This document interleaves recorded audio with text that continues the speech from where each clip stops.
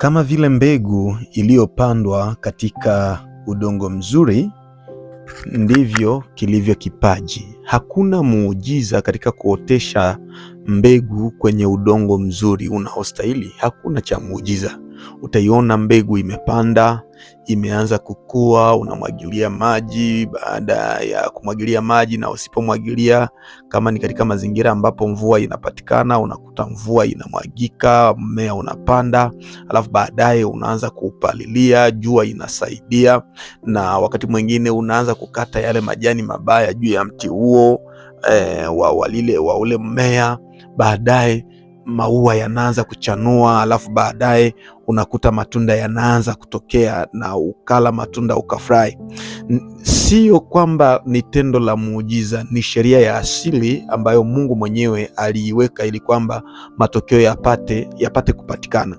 Katika mambo ya vipaji pia ndivyo jambo lile lilivyo. Karibu katika Daily Wisdom Series, ambapo unaweza kupata hekima kila siku na mafundisho yanayokusaidia ili kufikia kilele chako cha mlima ule wa mafanikio. Naam, kwa sababu mafanikio ni haki ya wote. Karibu.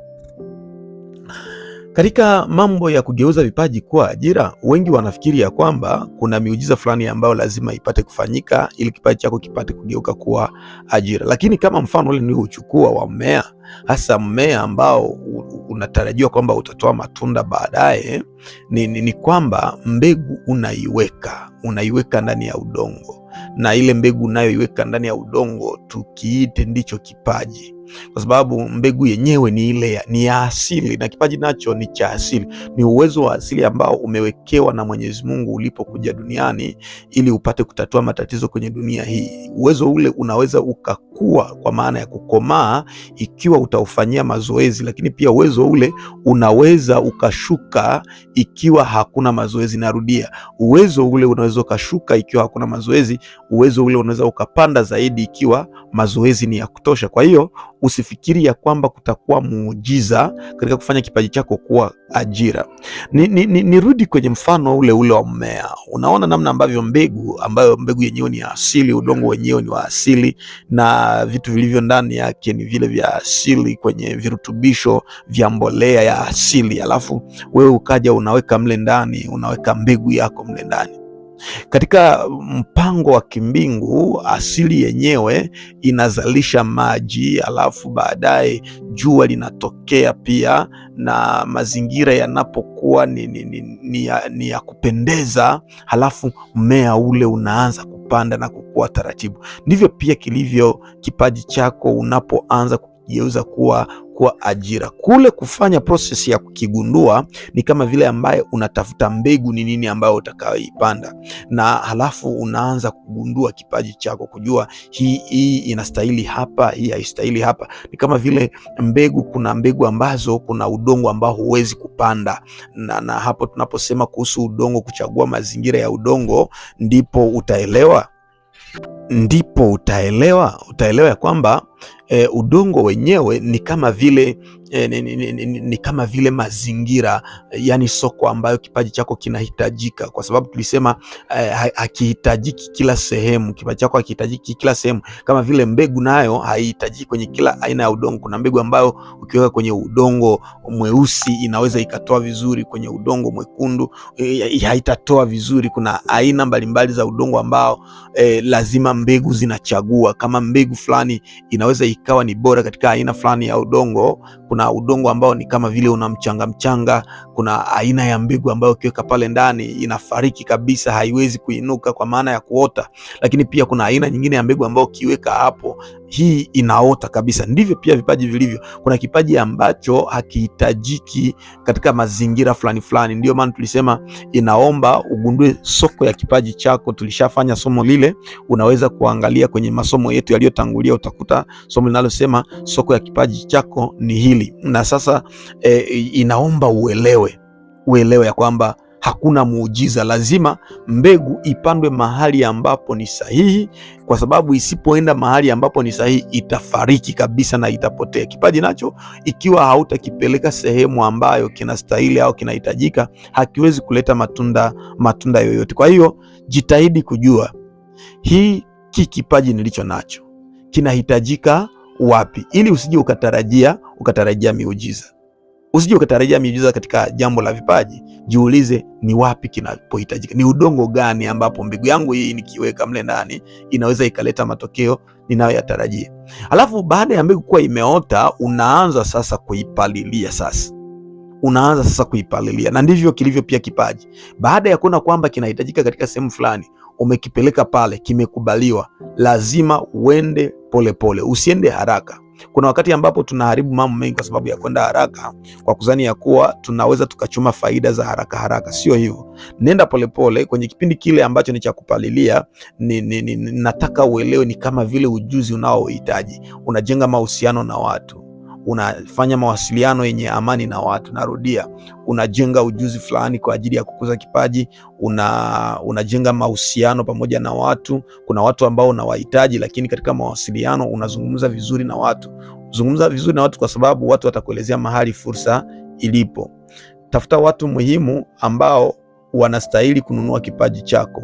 Lakini sasa unapokuwa umepata hawa watu, tafuta ujuzi ambao utafanya kwamba kipaji chako uwe kwenye mtindo mmoja na mazingira ya sasa, ili kwamba isionekane kwamba mambo yako ni ya kizamani, unayafanya kwa mtindo wa kisasa. Huko ndiko kupalilia tunakosema, kwa maana ya kusema kipaji chako inaomba ukinoe kama vile mtu ambaye anataka kukata mti, lakini kwanza ananoa ile shoka ya kwake. Sasa kwenye mazingira ya kupanda, kwa sababu sisi tumekukulia kwenye vijiji, tunaelewa ya kwamba kuna kipindi ambacho ni kipindi cha kupalilia.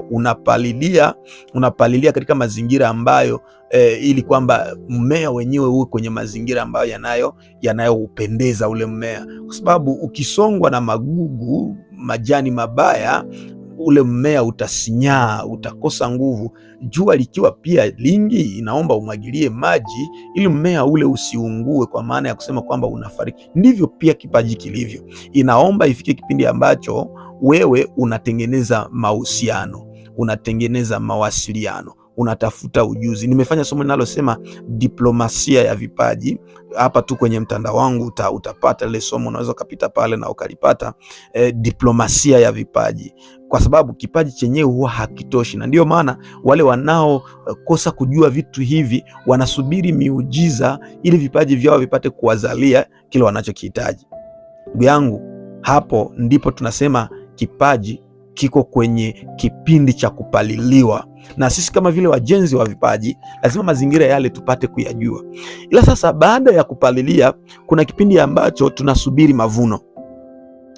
Tunasubiri mavuno kipindi gani? Kipindi ambacho maua yanaanza kuingia kabisa. Maua yanaanza kuingia. Maua yanapoanza kuingia katika ulimwengu wa vipaji, ni ile sehemu ambayo unaanza kushota kidogo kidogo kwenye kazi inayotokana na vipaji vyako.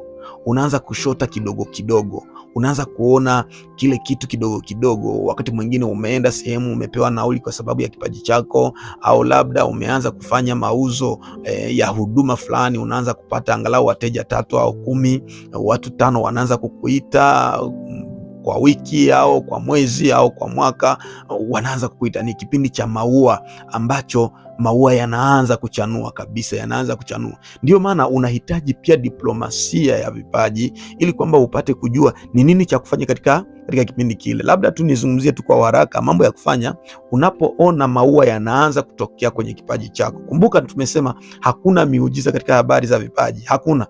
Ni au unajua au haujui, au unavitumikia au havitumikii. Sasa ndo unaanza kuona kitu cha kufanya. Kama nilivyotangulia kusema, inaomba ujue ya kuwa hawa wanaokupatia mapato kwa sasa kwa sababu ya kipaji chako walikupa kwa sababu kuna thamani fulani ambayo uliionyesha.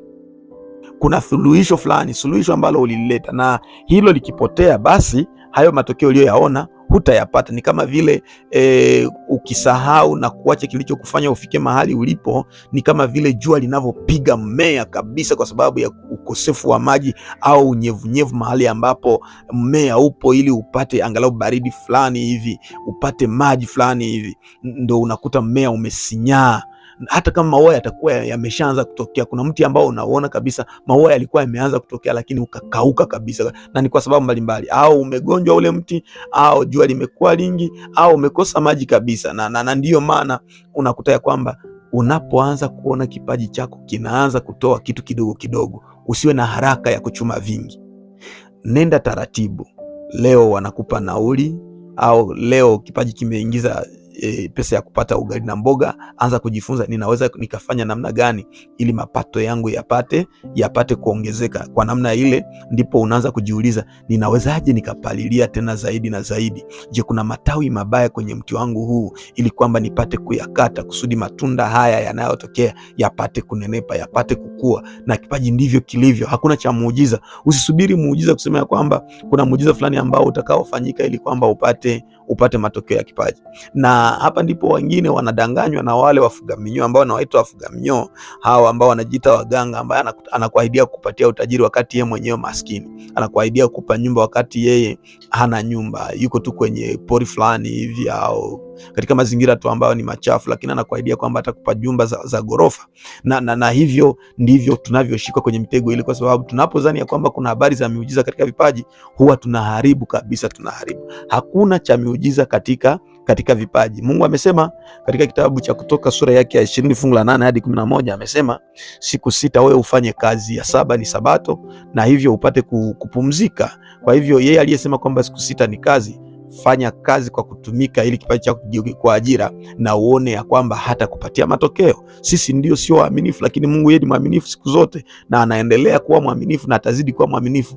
Fanya kazi, ujifunze kipaji chako, ukigundue. Baada ya kugundua, kifanyie kazi, mazoezi.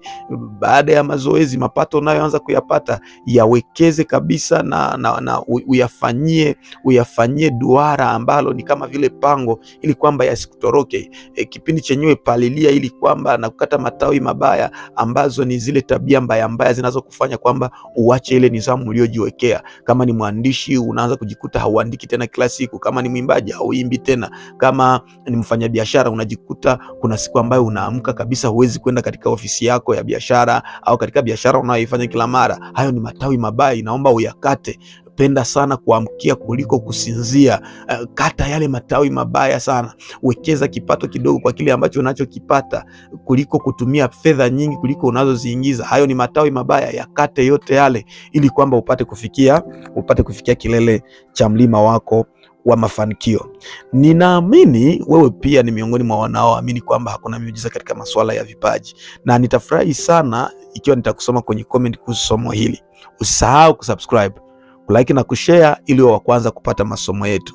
Naamini tutakutana kwenye kilele cha mlima wa mafanikio yako. Naam, kwa sababu mafanikio ni haki ya wote. See you. Lakini jifunze.